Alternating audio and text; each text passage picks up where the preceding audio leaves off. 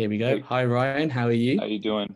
Good. Apologies for it being dark. It's quite late here. Yes, we know. I'm very jealous you're in Bali, but uh, I'm stuck in England. You have the nice weather, so you win some, you lose some. When you sort your camera out, you can share your screen and start your pitch whenever you're ready. Sure. Are people seeing this now? Yes. Okay. Hello, everybody. So I will be cognizant of time. I know I only have 15 minutes, so there are some things I'm just going to fly over. I am more than available and excited to speak with you all at more length on this in detail. But essentially, this is sort of a long journey I've been on. I've worked about 10 years in innovation, which got me to a place where I realized the next 10 years is about the open metaverse.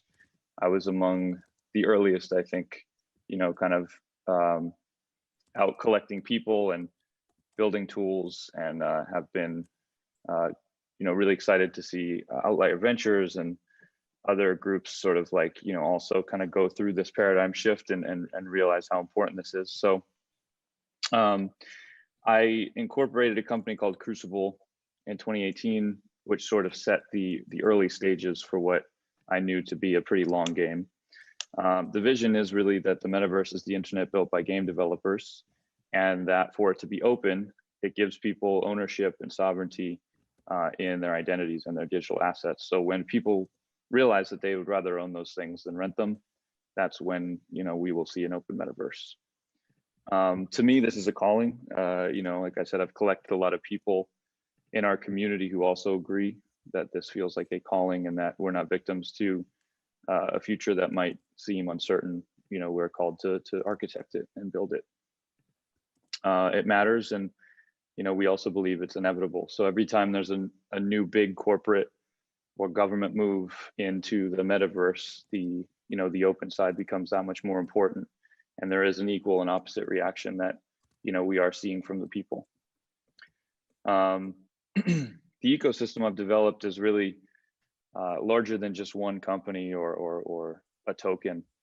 It's something that is a positive flywheel that all sort of reinforces each other and does chart out a pretty long decade ahead. The technology is something I call blueprints. So we have blueprints for the open metaverse as pieces that are missing in order to get us there.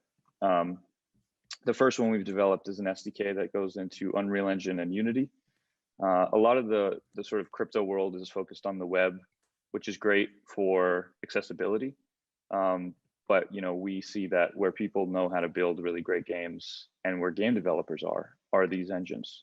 So you may or may not be familiar, but the two biggest ones are Unreal Engine and Unity. So we've built on those two.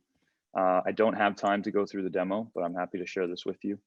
But what we've done is bring in Wallet Connect, wallet authentication, smart contracts for read, write, and own calls, inventory service management, all these horizontal primitives that we see in Web3 that we're all very excited about. We've brought them natively into the engine. This is the first time that's ever happened. There's been a brute force of some projects that have brought that in for themselves, but this has never been productized.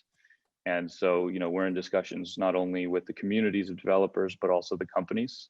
So Epic Games and Unity, and everybody sees this as an important, step towards the future.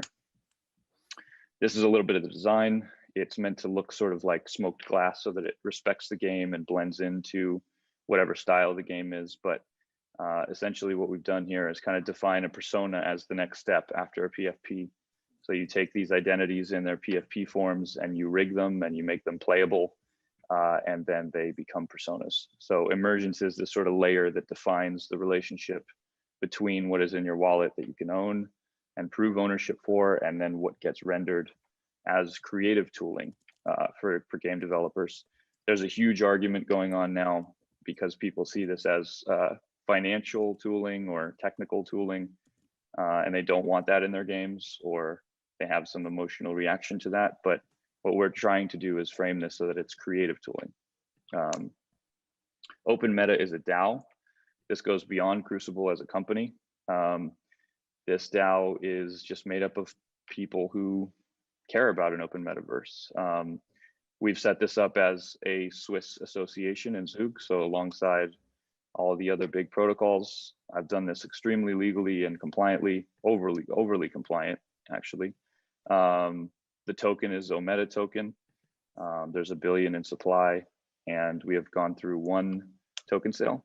The purpose is threefold: develop these key technologies and software blueprints, accelerate the adoption of these blueprints through partnerships, through acquisitions, pave the way for Web 2 as a closed system to become more open. And we do that through building and buying.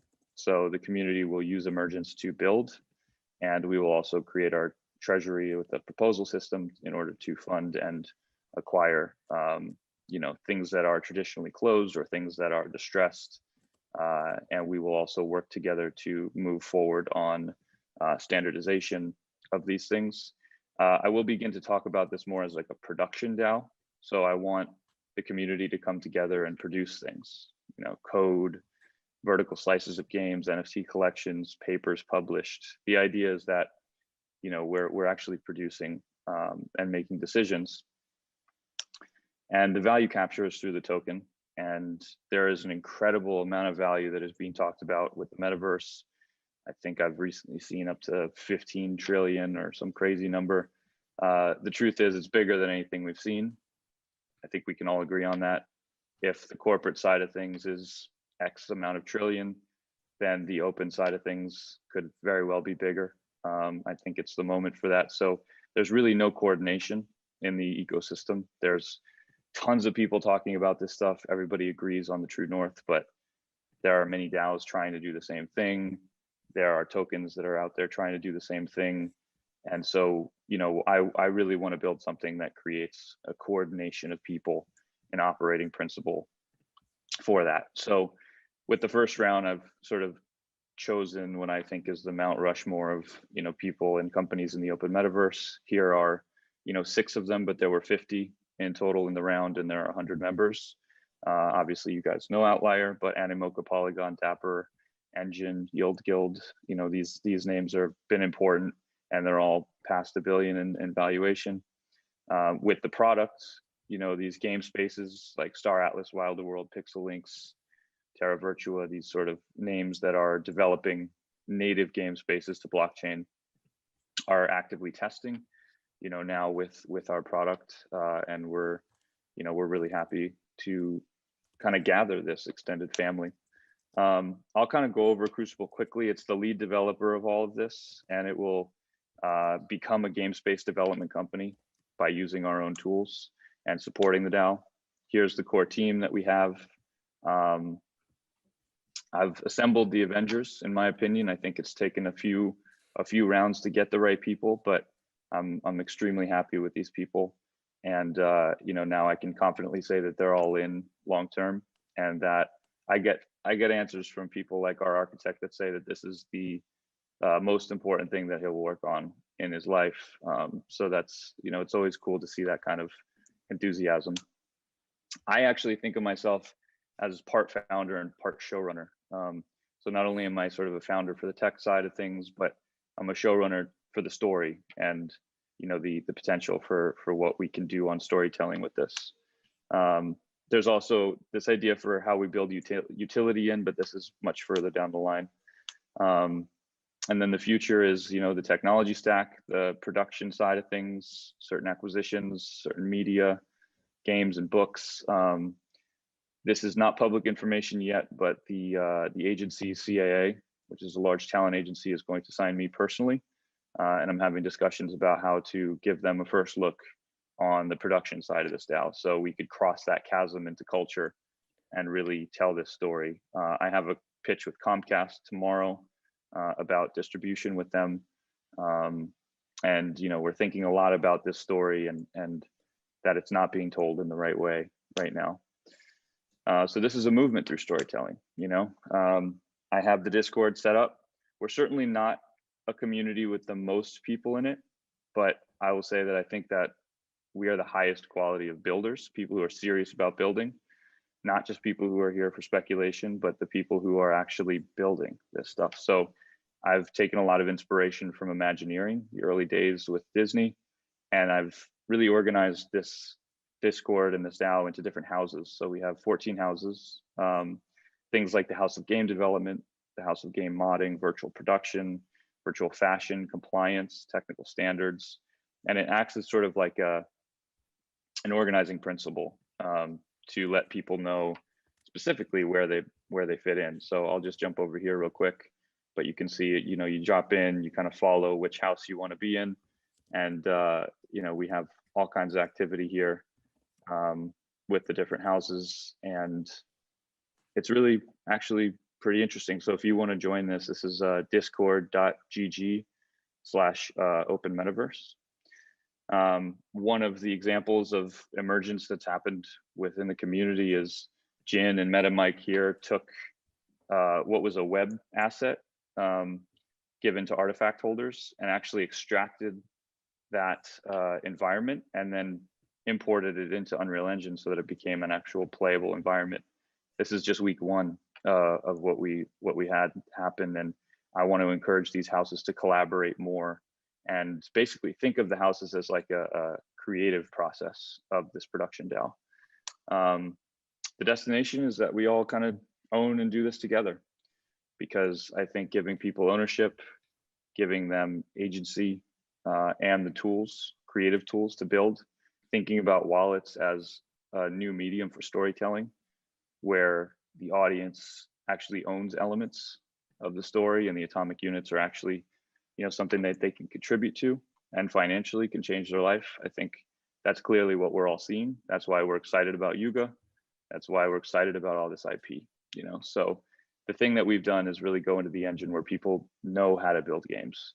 They know what they're doing there. There's 10 million developers, and I'm handing the Web3 tools to them in a way that is familiar to them. And then we're collecting everyone around the world who cares about this destination. So I think the open metaverse is going to be much weirder, much more fun, and much more meaningful for people. All right, Ryan, thank you for that extended pitch. I'm going to jump straight into questions from the audience. So we've got Sarah Drinkwater, Open Meta. Can you be more specific about the community? I mean, you kind of spoke this near the end, but the community, please. Who are your earliest adopters? Was that Matthew Drinkwater? Sarah Drinkwater. Okay, got it. So the earliest community was a combination of Web3, you know, native developers and collectors, and also people who recognize the gaming intersection early on. I started a Telegram maybe a year and a half ago. It's, people tell me it's their favorite Telegram they're in. If you want, it's t.me/open-metaverse. You'll see a lot of familiar faces in there. It's the founders of things, it's NFT artists, it's game developers, it's people from big fashion brands.